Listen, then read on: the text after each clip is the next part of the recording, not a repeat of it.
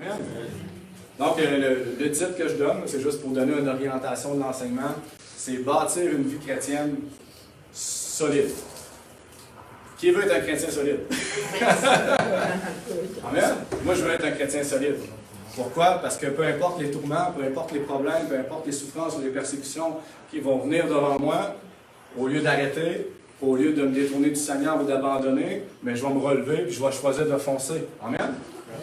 Et plus que tu grandis dans le Seigneur, puis plus que tu avances dans la foi, mais normalement, tu devrais devenir de plus en plus inébranlable. Tu devrais devenir de plus en plus solide. Il n'y a rien qui peut t'arrêter. Amen. Au début, tu étais un nouveau chrétien, puis là, tout t'arrêtait. Au feu que tu te relèves, au feu que tu avances, à un moment donné, tu deviens tellement solide, tellement ferme dans la foi que malgré tout le courant contraire, tu réussis quand même à œuvrer pour le Seigneur. Tu réussis quand même à grandir, à progresser. Je donne un exemple avant de commencer l'enseignement. Au début de ma vie chrétienne, j'avais tous les obstacles du monde pour rien faire. J'arrivais pour lire puis prier, le téléphone sonne, des gens cognent à ma porte que je n'ai jamais vu depuis 2 ans. C'est vrai. Mes petites filles venaient me déranger. Toute la journée était calme, mais quand j'allais prier et passer du temps avec Dieu, ils venaient cogner à la porte. Puis là, je n'étais plus capable de passer du temps avec Dieu. Quand j'ai commencé à évangéliser, j'ai vécu toutes les épreuves et les persécutions possibles pour faire en sorte que j'y aille pas. Mais j'ai continué quand même. Et bref, même pour la sainteté, quand j'ai commencé à vivre dans la sainteté, j'ai eu toutes les tentations possibles pour tomber dans le péché, mais j'ai résisté et j'ai continué. Amen. Et c'est ce qui m'a permis dans la vie chrétienne de devenir de plus en plus solide dans la foi. J'avais le choix d'abandonner, ou j'avais le choix de continuer, mais moi j'ai pris le choix de continuer, même si ça faisait mal, même si ça ne me tentait pas, même si c'était souffrant, j'ai continué à avancer dans la foi. Amen? C'est à peu près ça qu'on va regarder aujourd'hui. Je n'ai pas fini l'enseignement. Ça pourrait le résumer, mais on va rentrer plus dans les détails, puis je vais vous donner au moins 4 clés. 4 clés essentielles. Vous avez des notes, vous avez des papiers, là, mais 4 clés essentielles vraiment pour bâtir une vie chrétienne solide. Parce que la parole de Dieu veut qu'on soit des chrétiens solides et fermes dans la foi. Donc, si on voit, je suis allé voir dans le dictionnaire le mot solide, puis bien évidemment, il y a plusieurs définitions au mot solide. Le dictionnaire va parler qu'en ce qui est gazeux puis solide, mais si on met ça de côté, mais le dictionnaire va donner une définition pour une personne qui est solide. Et pas la Bible, mais le dictionnaire va dire que c'est une personne qui est établie d'une manière durable. Le dictionnaire stipule qu'une personne solide est établie sur des bases sûres. Tu peux compter sur elle. Elle va toujours être présente. Elle va toujours être présente malgré les épreuves, malgré les oppositions. Puis même le dictionnaire va aller plus loin quand il parle du mot solide. Vous allez comprendre pourquoi j'ai pris la définition.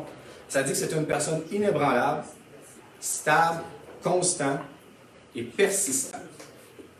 Et c'est drôle, lorsque tu regardes dans la parole de Dieu, toutes les épîtres, tu te rends compte que Paul nous encourage à persévérer, à être stable, à être ferme, à être solide dans la foi. N'est-ce pas? Est-ce que vous lisez la Bible? Oui. Vous allez vous rendre compte de ce que je dis, c'est que Paul en parle partout. On est fortement exhortés, à devenir des chrétiens solides pour avancer dans la foi. Et aujourd'hui, je veux vraiment, frères et sœurs, qu'on ouvre tous nos oreilles, là, puis que vous prenez ces clés-là et que vous les mettez en pratique, parce que vous allez voir le fruit. Moi, je le vois dans ma vie chrétienne, j'ai vu des fruits énormément. J'ai vécu des souffrances atroces, mais malgré ces souffrances, je suis debout. Et peu importe les tempêtes qui viennent, je me rends compte qu'ils passent pas mal plus facile. Ils passent pas mal plus incognito.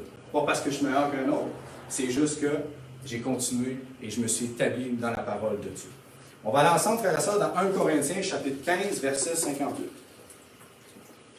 Pour ceux qui ont un téléphone, ça va vite. 1 Corinthiens, chapitre 15, verset 58. Vous savez, frères et sœurs, ce n'est pas la volonté de Dieu qu'en tant que chrétien, on puisse avoir des difficultés, qu'on puisse boiter, qu'on puisse chanceler, qu'on puisse être instable dans la foi. Sa pleine volonté, c'est que chaque enfant de Dieu soit ferme.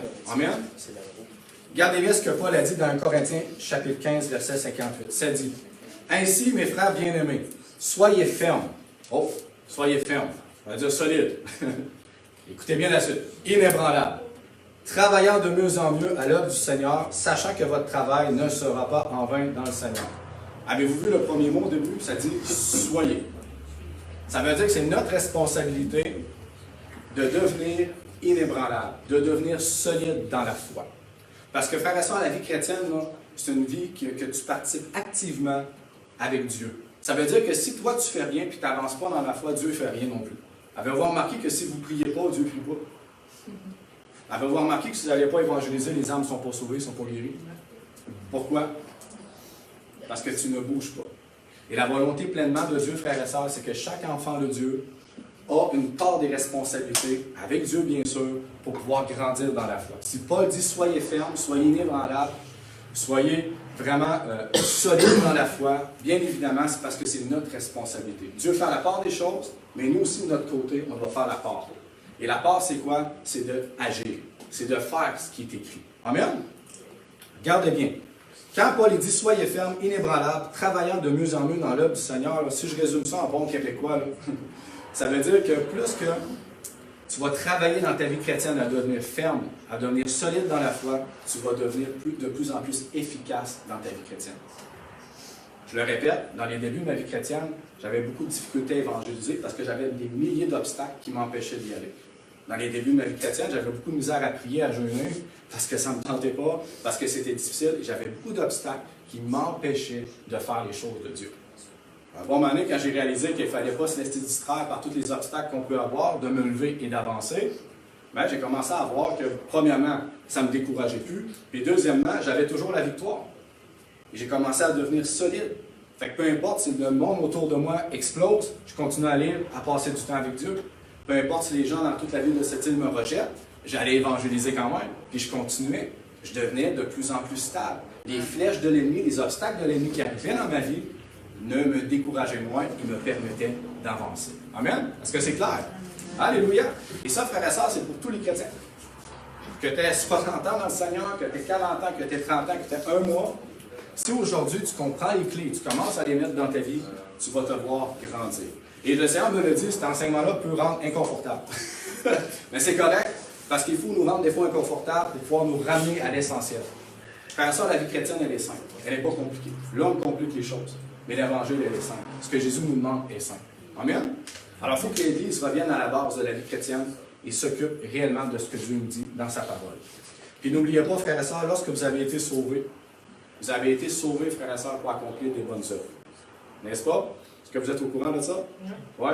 La Bible dit que Dieu a préparé d'avance des œuvres pour qu'on puisse les pratiquer. Fait que oui, Dieu t'a sauvé à la nouvelle naissance pour que tu sois un enfant de Dieu, né de nouveau, que tu lui appartiennes pour le pardon des péchés, la vie éternelle. Mais après ça, tu es appelé à bouger.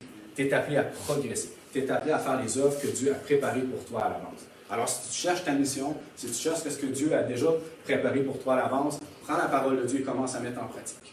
Amen. Puis au fur et à mesure que tu vas avancer, Dieu va te révéler ce que tu dois faire plus précisément. Mais à la base, tout est écrit. Puis on va se dire la vérité. Quand on progresse dans la foi, en tout cas, je pense que la plupart des gens qui ont déjà vécu ça, quand on progresse dans la foi, on va se rendre compte qu'il y a pas mal d'épreuves et d'obstacles. N'est-ce pas? Même les nouveaux qu'on baptise ou peu importe, notre sœur Hélène, tantôt qui m'écrit, elle dit, mon frère, il se passe quelque chose, la difficulté à m'en venir. Vas-y, ma sœur, prie, avec tes problèmes, viens-t'en. Pourquoi, savez-vous pourquoi je l'ai dit, même si ça va l'air cruel de se lever et d'y aller? Parce que quand tu permets à l'ennemi de t'affliger pour les rencontres, pour l'évangélisation, pour ta vie de sainteté, peu importe, puis tu laisses l'ennemi faire, lui il en profite, puis continue, puis continue, puis continue. Pour te rendre compte qu'après un mois, là, tu tournes en rond et tu n'avances plus dans ta vie chrétienne. C'est vrai? Mais si au début de ta vie chrétienne, tu comprends que si, tu n'as pas de problème toute la semaine, mais tu n'arrives pas avec tes frères et sœurs, là, tout pète de bord, de tous côtés. Ton auto ne marche plus, ton mari te dit un mauvais mot, tes enfants, c'est un brouhaha dans la maison comme si tu avais une tornade, et là, ça ne te permet pas d'y aller. Fonce, vas-y quand même. Parce que tu vas montrer à l'ennemi que tu es déterminé, et tu vas montrer à l'ennemi, peu importe ce que tu me mets, moi j'aime Jésus et j'y vais quand même. Et toi, tu vas commencer à te fortifier. Tu vas commencer à ne plus laisser l'ennemi faire dans ta vie. Amen? C'est la même chose pour la guérison, c'est la même chose pour la sainteté, c'est dans tous les domaines de la vie chrétienne. Alléluia! Je le dis, frère et sœur, parce que je le vis. Puis j'ai vu les fruits. Puis j'ai vu les frères et sœurs qui ont décidé de mettre en pratique, puis voir les fruits, dire, mon frère, tu avais raison. Je n'ai pas raison, c'est vrai. L'ennemi veut nous décourager pour qu'on tourne en rond. Mais quand on comprend ces choses-là, on ne se laisse plus avoir. Mais il faut que tu sois déterminé à la base. Amen? Amen. Ne fuyez pas les épreuves. Si vous avez, premièrement, la première clé à mettre là, sur votre feuille aujourd'hui, là, ne fuyez pas les épreuves. Parce que, frères et sœurs, c'est par les épreuves que vous allez devenir solide dans la foi.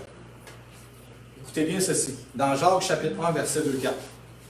Ça dit, Jacques chapitre 1, verset 2-4. Ça dit, mes frères, ça c'est Jacques, l'apôtre Jacques, le frère de Jésus qui parle. Il va dire, ouais, mais mon frère, c'est dur ce qu'il dit. Mais regardez bien.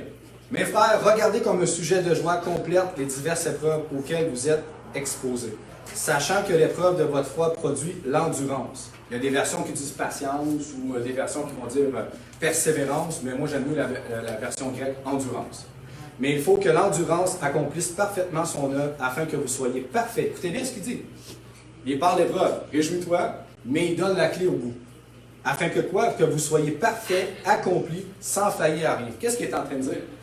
Afin que tu sois inébranlable. Afin que tu sois solide dans la foi. Mais qu'est-ce qu'il dit à travers les épreuves? Au lieu de ronchonner, puis de chiner, puis de partir une chaîne de prière, il est en train de dire quoi? Réjouis-toi. Réjouis-toi. Persévère. Parce qu'un jour, à la fin de ta course, tu vas faillir en rien. Tu vas être tellement solide à l'image de Christ que tu vas être prêt à mourir comme les apôtres ont été prêts à mourir pour Christ. Amen. Les apôtres, ils ont tous commencé à quelque part, hein? Puis on va le voir tantôt. Parfois, il y avait beaucoup peur. Mais ils ont grandi dans leur vie chrétienne, ils ont demeuré fidèles à Dieu, ils sont solidifiés dans la foi. Et maintenant, ils sont morts en martyr pour Christ. Bon, je ne souhaite pas qu'on meure on ne souhaite pas qu'on mourir en martyr, bien évidemment, mais on comprend qu'ils étaient prêts. Mais frère et soeur, pour être prêt à mourir pour Christ, il faut que tu sois solide dans la foi. Il faut que tu sois inébranlable. Il faut que tu sois stable. À un tel point, tu dis la mort, elle ne me fait même pas peur, parce que j'ai la vie éternelle. Amen. Amen. Alléluia. On continue. C'est ça, pour les nouveaux, ça va peut-être être plus difficile de penser aux différentes épreuves que vous vivez dans la vie chrétienne. Mais en se disant la vérité, pensez, frères et sœurs, à toutes les épreuves que vous avez vécues depuis le début dans la foi et jusqu'à présentement. Et si tu fais un petit peu un tour des épreuves que tu as vécues et que tu regardes dans le passé, normalement, ce qui t'ébranlait autrefois ne t'ébranle plus présentement. Non? Oui? Ça devrait? Parce que tu serais supposé de progresser. Si ça t'ébranle encore la même chose que là, 3 ans puis 4 ans, il y a un problème, c'est parce que tu n'as pas progressé. C'est parce que tu n'as pas appris à te solidifier dans la parole de Dieu. Mais normalement, moi, toutes les petites épreuves que j'avais au début, là, je les ai revécues dernièrement. Ils ne font pas grand-chose. Je fonce puis j'avance quand même. Emmène-moi ça en d'autres épreuves, parce que ceux-là me font plus peur. Parce que j'ai toujours la victoire avec Jésus. Amen? Alors, il faut avancer dans la foi, frères et sœurs. Et c'est la seule solution pour que vous puissiez donner solide. Si tu décides d'abandonner puis de rejeter le Seigneur, mais c'est toi le pire, c'est ton choix. Mais tu n'apprendras jamais à devenir solide, à l'exemple de Jésus et à l'exemple des apôtres. Amen. Alléluia. Vous savez, lorsqu'on regarde la parole de Dieu et qu'on étudie la vie des apôtres, des disciples, quand je parle des disciples des apôtres, là, vous comprenez que c'est dans le temps de Jésus, on se rend compte qu'ils avaient tous une même similitude. Bon, c'est vrai que les apôtres et les disciples avaient tous un caractère différent, puis on le voit, mais à la base, frères et sœurs, lorsque les apôtres sont donnés à Jésus et qu'ils ont terminé leur course dans le Seigneur, ils ont tous appris, comme vous et moi, à devenir fidèles au Seigneur. Amen? Et cette fidélité-là, frères et sœurs, écoutez bien ceci, à travers les difficultés, les ont rendus de plus en plus solides dans la foi. Quand tu es fidèle à Dieu, comme j'ai dit tantôt, il va y avoir des obstacles et des problèmes dans ta vie. Mais si tu demeures fidèle au Seigneur, les difficultés que tu vas rencontrer vont te solidifier. Amen. Même si tu es branlé puis que tu as envie de pleurer et que ça fait mal, c'est normal. Lorsqu'on vit des difficultés, c'est normal d'être triste, d'être en colère même. Ça m'est déjà arrivé. Mais tu ne restes pas là, tu te relèves et tu avances. Et cette épreuve-là va te solidifier. Amen. Amen. Ça, c'est le premier point. J'espère que vous l'avez bien noté. Ne fuyez pas les épreuves, mais affrontez-les. Affrontez la montagne, comme David qui a affronté Goliath. David a déjà déclaré sa victoire, puis il a eu la victoire. Alors, déclarez la victoire avec vos paroles, affrontez la montagne, vous allez vous en sortir vainqueur. Amen. Avec Jésus, il l'a dit dans sa parole, c'est pas moi qui le dis, vous êtes toujours vainqueur. Amen. Puis si vous manquez de force pour traverser la montagne, qu'est-ce que la Bible dit? Je peux tout par celui qui me fortifie. Qui fortifie? C'est Jésus.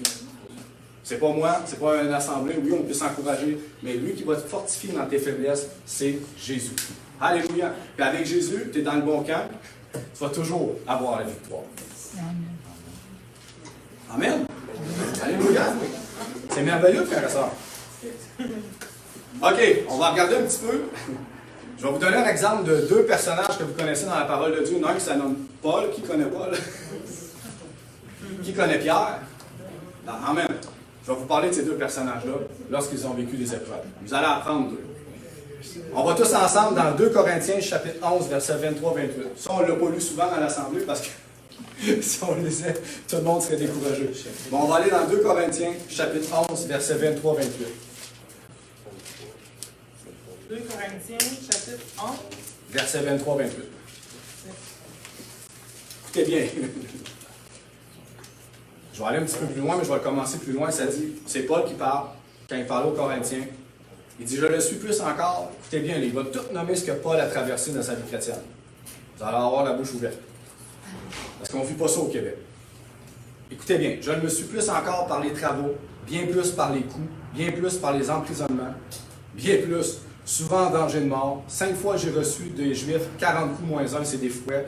3 fois j'ai été battu de verge. 1 fois j'ai été lapidé. Il continue, là, tu dis, c'est gros le gars, il a été fidèle à Dieu. 3 fois j'ai fait naufrage, aïe aïe. J'ai passé 1 jour et 1 nuit dans l'abîme. Fréquemment en voyage, j'étais en péril sur les fleuves. Tu dis, le gars, il n'y a rien pour lui. En péril de la part des brigands, en péril de la part de ceux des nations, en péril de la part des pécheurs, en péril dans les villes, en péril dans les déserts, en péril dans la mer, en péril parmi les faux frères. Écoutez bien la suite. J'ai été dans le travail et dans la peine, exposé aux nombreuses veilles, à la faim et à la soif, tu dis, c'est gros, à des jeûnes multipliés, au froid et à la nudité. Puis écoutez bien ce qui finit, qu'est-ce qu'il dit. En plus, là, je vais le dire en québécois, je suis assiégé à chaque jour par les soucis que me donnent les églises. Parce que l'apôtre Paul, c'est lui qui établissait des églises. Bien évidemment, moi je peux le dire en tête de pasteur, c'est tout un défi. Imaginez quand il y en a plus qu'un. Amen? Mais rajoutez toute la liste que je viens de vous dire. Ouch! Personnellement, je ne sais même pas si la plupart des chrétiens, incluant moi, on aurait persévéré dans ce genre d'épreuve-là. Parce que c'est gros ce qu'il a vécu, frères et sœurs. Mais Paul, malgré ses souffrances, qu'est-ce qu'il a fait? Il a persévéré. Il n'a jamais abandonné. Puis frères et sœurs, il faut que tu sois solide dans la foi pour traverser ce genre d'épreuve, n'est-ce pas? Hey, il a reçu 39 coups dans le dos, frères et sœurs. 3 fois. Aïe aïe. On regarde même Pierre dans la parole de Dieu, lorsqu'ils ont été fouettés, qu'est-ce qu'ils ont fait? Ils sont partis en courant en joie, puis célébrer qu'ils avaient été fouettés pour le Seigneur. Parce qu'ils avaient fait la parfaite volonté de Dieu. Alors peut-être qu'au Québec, tu ne vivras pas ce genre de persécution-là, mais tu vas en vivre quand même. Ils vont te blesser, ils vont venir dans ta vie, puis ils vont t'arrêter. Mais ça, c'est l'ennemi qui utilise ces circonstances-là pour t'arrêter dans ta foi. Mais à l'exemple de Paul, tu te relèves, tu te fortifies dans le Seigneur, tu loues le Seigneur et tu affrontes tes montagnes.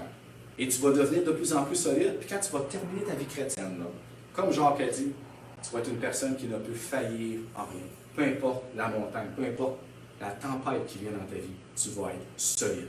Amen? Amen. Alléluia! Fait que vous n'avez pas le droit d'abandonner la foi. C'est vrai? Parce qu'il y a des gens qui ont vécu plus pire qu'eux. Si vous voulez voir qui a vécu plus pire, lisez à tous les jours 2 Corinthiens, chapitre 11, verset 23, 28. Vous allez voir, frères et sœurs, qu'il y a des gens qui ont vécu des choses plus pires que nous. On n'a pas le droit d'abandonner la foi. Jésus n'a pas abandonné quand il est allé à la croix. Il a prié. Il a dit, Seigneur, que ta volonté soit faite, non pas la mienne, mais quand même, il s'est levé, puis il est allé. Dieu l'a fortifié, puis il est mort pour nous. Alors toi aussi, frères et sœurs, tu n'as pas le droit d'abandonner la foi, parce qu'il y a peut-être des âmes sur ta route que Dieu veut sauver à travers toi. Puis si tu abandonnes la foi, mais peut-être que tu ne sauveras jamais ces âmes. Peut-être que tu ne rentreras jamais dans ta destinée. Peut-être que tu ne rentreras jamais dans ton ministère.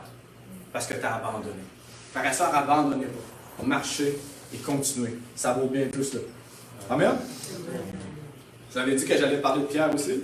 Voulez-vous entendre Pierre un peu? Oui. Alléluia! On va parler de Pierre dans les débuts de sa vie chrétienne. Dans les débuts de sa vie chrétienne, vous savez, frères et sœurs, que lorsque Jésus était livré pour mort à la croix, il y a une grande partie, incluant Pierre, qui ont eu peur, sont allés se barricader et se cacher. Est-ce que vous connaissez cette histoire-là? Oui. Mais lorsque tu lis, par exemple, 1 Pierre, 2 Pierre, lorsque tu apprends sur l'histoire de l'apôtre Pierre, tu te rends compte qu'il a quand même terminé sa course en vainqueur, très vieux, en martyr. Mais on comprend qu'il est mort en martyr pour l'œuvre du Seigneur. Il était heureux et fier de donner sa vie pour Christ. Ça veut dire qu'au début, il était ébranlable, frères et sœurs, parce qu'ils sont allés se barricader avec des persécutions. Peut-être qu'il y avait toutes les raisons du monde, mais à la base, il avait quand même peur. Mais Pierre n'a pas arrêté dans sa peur. Pierre ne s'est pas arrêté quand il a renié Jésus. Il s'est relevé, puis il a continué sa course. Et Pierre s'est solidifié dans la foi, puis il a terminé sa course en vainqueur. Puis il fait maintenant partie des 12 apôtres qui vont être avec le Seigneur. Puis dans Jérusalem, ça dit même que quoi? La Nouvelle Jérusalem va avoir le nom. Chaque porte va avoir un nom des apôtres. Amen? Fait que ça a valu le coup pour lui. Mais si ça a valu le coup pour lui, ça va valoir le coup pour toi. Parce que Dieu t'a promis une couronne. Dieu t'a promis des règnes. Dieu t'a promis des récompenses au ciel. Ce que tu perds ici, tu vas le regagner plus tard. Mais là, c'est l'éternité. Amen. La terre, c'est temporaire. La Bible dit qu'on est quoi? Qu'on est juste comme un souffle. Comme une vapeur. Frères et sœurs, fait juste apparaître une vapeur soufflée que la vapeur disparaît. Mais dans la foi, frères et sœurs, le Seigneur dit que vous avez la vie éternelle. Vous mourrez demain matin, vous avez l'éternité devant vous, gratuite. Et l'éternité, c'est long parce que je vous annonce quelque chose, il n'y a pas de fin. Donc, t'es mieux de t'investir présentement parce que ça va être payant pour le futur. Amen? Puis savez-vous quoi? L'éternité, c'est gratuit. Il faut que tu donnes ta vie à Jésus et que tu le suives. Il te donne tout gratuitement. Alléluia! Hey, vous êtes des êtres éternels, frères et sœurs. Vous avez juste un corps de chair que peut-être que vous aimez pas, bref. Mais un jour, quand vous êtes avec le Seigneur, ça va être un corps glorieux et parfait. Alléluia! Et on va être ensemble, tous ensemble, pour l'éternité. Merci Seigneur pour ta parole. Donc, le premier point, la première clé, ne fuyez pas les épreuves. Je pense que c'est assez clair. Le deuxième point qu'il faut parler, frères et sœurs, aussi, c'est qu'en tant que chrétien, en tant qu'enfant de Dieu, écoutez bien celle-là, elle est importante aussi. En tant que chrétien, en tant qu'enfant de Dieu, on doit avoir une bonne fondation dans le Seigneur. Là, on va parler de construction. Sourazak n'est pas là aujourd'hui, j'aurais bien aimé ça. On va parler de construction aujourd'hui. C'est pas moi qui en parle, c'est Paul qui en parle dans la parole de Dieu. Il est là, mon frère, il est en l'air. Il est en l'air. Amen. Mais si tu me vois, mon frère, on va parler de construction, tu vas être content. Amen. Frère et sœur, si tu n'as pas une bonne fondation, si ta fondation dans le Seigneur n'est pas complétée, c'est-à-dire quoi? La repentance, le baptême d'eau, le baptême du Saint-Esprit, frère et sœur, tu risques d'avoir beaucoup de difficultés à avancer dans ta vie chrétienne. Parce que ta fondation n'est pas complète. Amen. Lorsqu'on regarde Matthieu, Marc, Luc, Jean, qu'on regarde la vie des apôtres, vous allez vous rendre compte, frères et sœurs, que les apôtres croyaient en Jésus, qu'ils le suivaient, mais leur fondation n'était pas complète, frères et sœurs, parce que dans l'Évangile, tu ne vois pas les apôtres être baptisés du Saint-Esprit. Tu le vois dans le livre des Actes des apôtres quand Jésus était déjà parti à la droite de Dieu. Amen. Là, leur fondation était complète. Les frères et sœurs, lorsque tu lis les livres des Actes des apôtres, et tu regardes la différence entre les apôtres dans les évangiles et les apôtres dans le livre des Actes des apôtres, tu vois une transformation totale. Immédiatement, lorsqu'ils ont été baptisés du Saint-Esprit, frères et sœurs, ils ont commencé à être pleins d'assurance. Amen. Plein d'autorité. Ils étaient audacieux à un tel point d'aller guérir les malades, même quand ils sont fait interdire en sachant qu'ils allaient le fouetter. Ils agissaient avec puissance. Ils étaient guidés par l'Esprit. Ils opéraient les dons spirituels. Il y avait les visions, les songes, les miracles, les guérisons. Puis il y a eu des milliers de conversions. Mais à partir de où? Au partir du jour de la Pentecôte, lorsqu'ils ont été baptisés du Saint-Esprit. Amen. Puis c'est pour moi qu'il dit, écoutez bien ceci, dans Actes chapitre 1, verset 8, Jésus a dit, « Mais vous recevez une puissance, le Saint-Esprit survenant sur vous, et vous serez mes témoins. » Qu'est-ce qu'il dit? Quand tu reçois le baptême du Saint-Esprit, tu reçois la puissance de Dieu. Tu peux opérer dans le surnaturel. Pour être quoi? Des témoins efficaces. Amen. Amen. C'est Jésus qui l'a dit, pas des témoins de Jéhovah. On ne parle pas de témoins de Jéhovah. On parle des témoins, c'est quoi? C'est ce que Jésus a fait dans ta vie. Des témoins, c'est quoi? Guérison, miracle. Tu parles avec autorité, tu prêches avec autorité. Les gens viennent au Seigneur par conviction de péché, frères et sœurs. Amen? Tu as parlé des dons spirituels. Parce que tu as quelque chose de plus que les religions. Enlève le baptême du Saint-Esprit, puis il n'y a rien qui nous diffère aux autres religions. Mais reçois le baptême du Saint-Esprit, la puissance de Dieu pour Père, comme c'est écrit dans la parole, puis en passant, je le vis. Mais frères et sœurs, ça bouleverse les gens autour de toi. Positivement et négativement. Mais du moins, c'est pour aller chercher les âmes. Pour que tu sois des témoins efficaces. Amen? Alors, tout chrétien qui passe par la foi en Jésus, je le dis bien, la foi en Jésus, c'est le point de départ. Mais Jésus nous a demandé de faire 3 choses. Il a dit quoi? Il faut naître d'eau et d'esprit, premièrement. Amen? Et par la suite, Jésus même, dans le livre des Actes des Apôtres, au chapitre 1, il a dit à ses apôtres, attendez ce que le Père a promis. Puis il n'a pas dit, il n'a pas donné, peut-être attendez si ça vous tente. La Bible dit que c'était un ordre. Je vous ordonne d'attendre à Jérusalem, ce que le Père avait promis. Puis là, il a parlé du Saint-Esprit, puis ils ont été baptisés du Saint-Esprit au jour de la Pentecôte. Amen? Alors, on doit passer par la repentance sincère, un changement de vie pour arrêter de pécher. Il faut passer par le baptême d'eau pour enterrer notre ancienne vie, comme la parole de Dieu le dit, frères et sœurs. Le baptême d'eau, ce n'est pas une option. Et on reçoit aussi le baptême du Saint-Esprit. Et le signe, c'est qu'on se met à parler en langue. On peut opérer les signes surnaturels qui viennent avec. Amen. C'est pour moi qui le dit. Si vous lisez toute la Ligue des Actes des Apôtres, c'est écrit noir sur blanc. C'est pas François Nadeau qui a inventé ces choses-là. La seule chose que j'ai faite, j'ai été assez fou pour mettre en pratique ce qui est écrit. Puis voir les mêmes choses qu'on voit dans la Ligue des Actes des Apôtres. La seule chose que j'ai pas vue, c'est pas une résurrection. Mais guidé par l'Esprit, que Dieu t'apparaît pour dire, va à telle place, puis rencontrer tel malade. J'ai tout vécu ça, frère et sœur.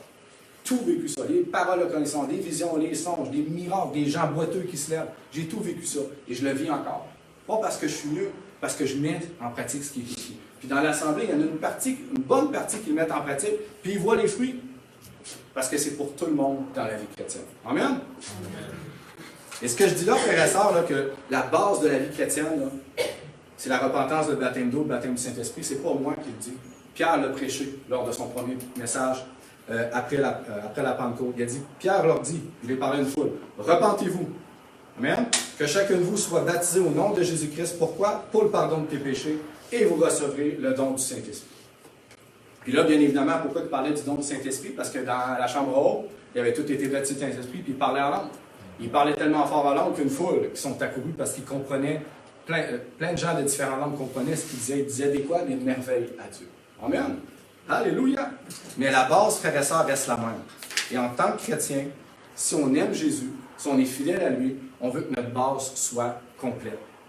Parce que, frères et sœurs, si tu veux bâtir une maison, puis qu'il te manque une moitié de fondation, qu'est-ce qui va se passer avec la maison? Tomber. Elle risque de tomber. Elle risque de ne pas être solide. C'est la même chose dans la foi.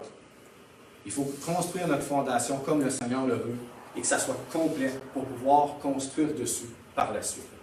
Amen? Puis je sais que de nos jours, le baptême d'eau est optionnel.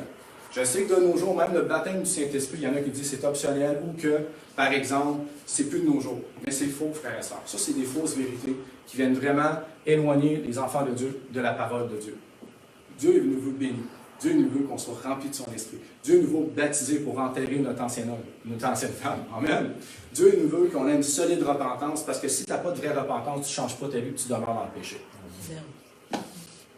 Quand tu as une vraie repentance, tu as rencontré Christ, tu ne peux plus rester le même. Tu sais que tu dois changer ta vie. N'est-ce pas?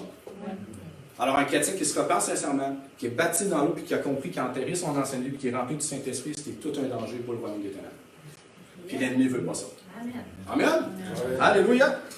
Fait que Dieu, frères et sœurs, vous veut solide dans la foi et ça commence par une bonne fondation. Ça, c'est le deuxième point. Notez-le. Avoir une fondation complète. Et si vous avez besoin d'aide, vous n'êtes pas baptisé, si vous n'avez pas reçu le baptême du Saint-Esprit, on est là, on va prier pour vous, puis on va faire qu'est-ce qu'il se doit faire, qu'est-ce qu'on doit faire dans la parole. Amen? Mais n'attendez pas, ce n'est pas une option. Dieu veut que ses enfants soient pleinement remplis de l'Esprit. On va se dire la vérité, un petit bébé qui naît, si tu gardes le cordon ombilical toute sa vie, il n'apprendra pas à manger par lui-même, il n'apprendra pas à respirer par lui-même parce qu'il va être toujours nourri par maman. Il faut que ça coupe un bon moment, il faut que tu apprennes à grandir par toi-même. Mais la base, frères et sœurs, il faut que tu sois né de nouveau au complet. Repentance, baptême d'eau, baptême du Saint-Esprit. Parce que sinon, tu vas avoir beaucoup de difficultés dans ta vie chrétienne. Amen? Par la suite, si ta fondation est complète, qu'est-ce que tu peux faire? Construire dessus. Tu peux construire dessus. Amen? Puis on va aller dans la parole de Dieu. Parce que Paul fait, on va dire, un préambule entre notre vie chrétienne puis la construction de la vie chrétienne. Avec une vraie construction puis la vie chrétienne. Écoutez bien ceci. C'est dans 1 Corinthiens, chapitre 3, versets 9 à 15. 1 Corinthiens, chapitre 3, versets 9 à 15. Je ne vais pas me faire accuser. Mon frère, t'as pris ça où, toi, les histoires de construction puis de fondation? C'est pas moi qui le dis. C'est dans la parole de Dieu. Amen? C'est bon, des fois, de donner des choses imagées, des exemples. Écoutez bien, ça dit, en effet, nous sommes des ouvriers de Dieu. Vous êtes le champ de Dieu. Vous êtes la construction de Dieu. Il y a des enfants de Dieu ici? Ouais, c'est bon. J'espère que ce n'est pas une nouvelle aujourd'hui. Vous devriez savoir que vous êtes des enfants de Dieu. D'accord? Vous êtes la construction de Dieu. Regardez ce que Paul dit par la suite. Conformément à la grâce que Dieu m'a donnée, j'ai posé le fondement comme un sage architecte et un autre a construit dessus. Ça nous concerne, frères et sœurs. Cependant, que chacun, dites que chacun. Ça vous concerne. Amen. Que chacun fasse attention à la manière dont il construit sur cette fondation. Oh! Paul est en train de donner un avertissement. Faites attention à la façon comment vous allez construire votre vie chrétienne sur cette fondation. Écoutez bien la suite. Car personne ne peut poser un autre fondement que celui qui a été posé, à savoir Jésus-Christ. Écoutez bien la suite. Que l'on construise sur son fondement avec de l'or, de l'argent, des pierres précieuses, du bois, du foin et de la paille, l'œuvre de chacun sera dévoilée. Le jour du jugement le fera connaître, car elle se révélera dans le feu, et la preuve du feu indiquera ce que vaut l'œuvre de chacun. Si l'œuvre de chacun construite sur le fondement subsiste, il recevra une récompense. Si son œuvre brûle, il perdra sa récompense. Lui-même sera sauvé, mais comme à travers le feu. Ça veut dire quoi, ça? Paul est en train de dire à tous les chrétiens, faites attention à la façon dont vous allez construire votre vie chrétienne. Parce qu'un jour, vous allez comparaître devant le tribunal de Christ, pas pour être jugé pour l'enfer, mais Dieu va éprouver vos œuvres. Il va éprouver votre fidélité à sa parole. Et votre fidélité va déterminer les récompenses que vous allez recevoir. Paul est en train de dire que si tu as construit une vie chrétienne avec de bons matériaux, tu vas être récompensé. Mais si tu as construit ta vie chrétienne avec de mauvais matériaux, tu vas être sauvé, mais tu vas perdre tes récompenses. Et tu es comme sauvé sur la peau des fesses. C'est ça qu'il est en train de dire, frères et sœurs. On va rentrer plus dans le sujet. Parce que c'est important qu'on doit comprendre que notre vie chrétienne, frères et sœurs, on doit mettre de l'énergie pour la bâtir correctement. Amen? Donc, Paul, qu'est-ce qu'il disait? Il dit qu'il y a une partie de chrétiens qui peuvent bâtir leur vie chrétienne avec des matériaux de moindre qualité. C'est quoi les moindres qualités? Il a dit du bois, du foin et de la paille. Premièrement, du bois, du foin et de la paille, ça coûte pas cher, n'est-ce pas? C'est pas trop résistant. Ça coûte pas beaucoup. Alors, qu'est-ce que Paul est en train de dire? Que ce type de chrétien qui ne prend pas trop au sérieux sa vie chrétienne, il va négliger sa vie. Il n'investira pas le temps qu'il doit investir. Il va construire sa vie chrétienne, une journée il avance, une journée il abandonne. Une journée il se sanctifie, une journée il ne se sanctifie pas. Une journée il veut, une journée il veut pas. Je sais que c'est pas le fun d'entendre, frères et sœurs, mais Paul le dit. Il y a des gens qui vont construire leur vie chrétienne en s'investissant peu. Et qu'est-ce que ça fait? Mais tu vas devenir un chrétien qui est ébranlable, un chrétien qui ne grandit pas. Puis comme beaucoup de chrétiens que j'ai vus malheureusement qui abandonnent la foi aussitôt qu'il y a une petite épreuve qui souffre. Peut-être que leur fondation n'est pas bonne, Dieu seul le sait. Mais quand tu n'investis pas non plus à bien construire ta vie chrétienne, mes frères et sœurs, bien souvent je vois les gens abandonner la foi. Frères et sœurs, quand tu donnes ta vie à Jésus, tu lui donnes ta vie. Je ne sais pas si vous avez compris, tu lui donnes ta vie. La Bible dit, c'est plus toi qui vis, c'est Christ qui vit en toi. Si tu n'as pas compris ça à la base, tu vas essayer de gérer ta vie chrétienne à ta façon, avec tes désirs, ta volonté, et tu vas t'éloigner de la volonté de Dieu. Amen? Deuxièmement, qu'est-ce que Paul dit? Il y a une autre catégorie de chrétiens qui va vouloir bâtir sa vie chrétienne avec des... J'ai dit bâtir un peu avec mon accent québécois, excusez-moi, de cette île, peu importe. Il y a des chrétiens qui vont bâtir leur vie chrétienne avec des matériaux de bonne qualité. Qu'est-ce que Paul a dit? De l'or, de l'argent, des pierres précieuses. On va se dire la vérité, bâtir une construction avec des pierres précieuses, de l'argent et de l'or, ça va te coûter cher. Qu'est-ce que Paul est en train de dire? Frères et sœurs, si tu veux bâtir une vie chrétienne de qualité, il va falloir que tu t'investisses. Comme quelqu'un qui veut bâtir une maison, une belle maison, avec tout ce qu'il y a de plus de qualité, qu'est-ce qu'il va faire? Il va falloir qu'il investisse une grande somme d'argent. Ça coûte cher. Et c'est la même chose dans la foi. Si tu décides d'être un chrétien sérieux, qui veut vraiment t'investir dans la foi, puis grandir comme le Seigneur, tu vas y mettre tout ton cœur, toute ton âme. Et tu ne bâtiras pas ta maison à moitié. Amen? Ça va faire de toi un chrétien solide. Alléluia! Il est dur l'amen, mais c'est la vérité. Frères et sœurs, c'est la vérité. Je vous donne un exemple. Quand on a construit notre maison, on avait un montant d'argent, je pense que c'était 100 000 $ pour toute la déshabiller et la rhabiller. Vous comprenez? On a enlevé la finition intérieure, il ne restait plus rien, on l'a construit. Quand c'était le temps de construire la plomberie, puis d'acheter tous les éviers, les robinets, le bain, il nous restait moins d'argent parce qu'on sait que quand on construit, ça coûte toujours plus cher que prévu. Hein? Et ma femme me dit, puis moi on a pris une décision, on dit bon, on va couper un peu sur la plomberie, c'est pas grave si c'est moins de qualité. Regarde, c'est pas grave si c'est moins de qualité, mais ça va faire la job pareil, ça ne doit pas être si pire que ça. Fait qu'on a coupé, on a mis l'argent ailleurs. On s'en est voulu. Parce que les gens autour de nous disaient François, t'aurais jamais dû faire ça. Investir sur les choses qui comptent vraiment. Puis la plomberie, c'est important, mets de l'argent, comme l'électricité. Parce que la petite finition que tu veux, c'est pas grave, ça. Mais si tu as un dégât d'eau, là, tu vas être en problème.